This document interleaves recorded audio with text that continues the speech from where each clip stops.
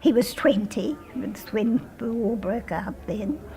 But he had been what you'd call a jackaroo now for cousins of his who lived at Yarralumna.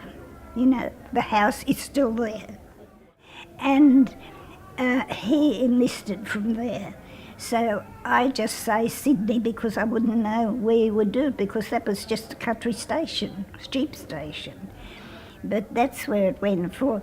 And then went to Sydney, and as far as I know, they did a little bit of training in Centenary Park, so, you know, there wouldn't be much training. But they all had to take their horses if they were country people.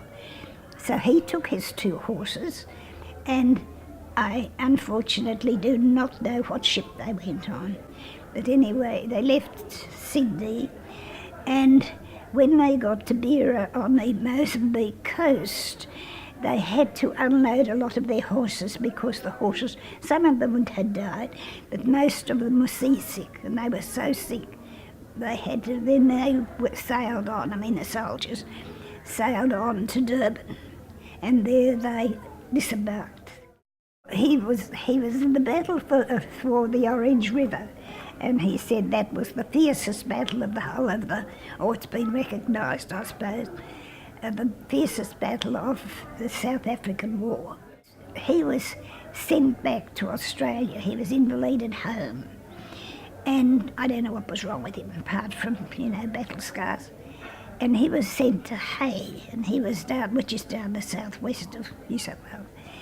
And he was there for a time, and then he re-enlisted from there and went back to the Boer War.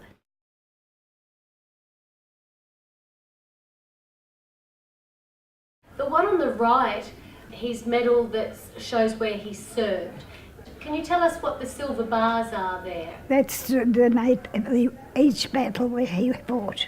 Cape Colony, the Orange Free State, the Transvaal and Rhodesia. What about the gold one that's on the side? Well, I have no idea about that. Anybody that's seen it said, well, that's a lot of rot. You don't get a good conduct medal. I said, well, I'm sorry, but he did get one.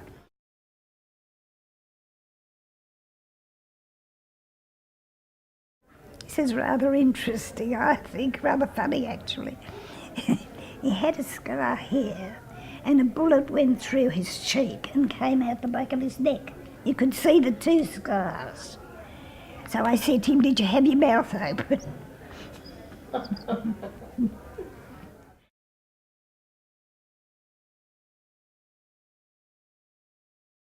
No, sharp as a tack. Sharp as a tack, right. Had a very good memory and very much for what was going on around the world.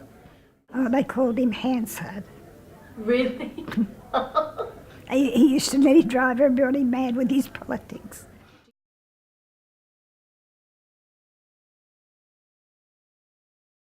As a whole, Anzac Day and Remembrance Day, they all mean a lot to me. Well, what I do on Anzac Day, this is the way I spend it.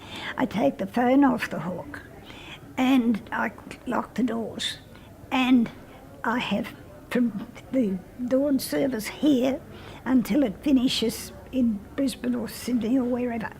And that's my day of weeping. It's a very special day to me. Yes.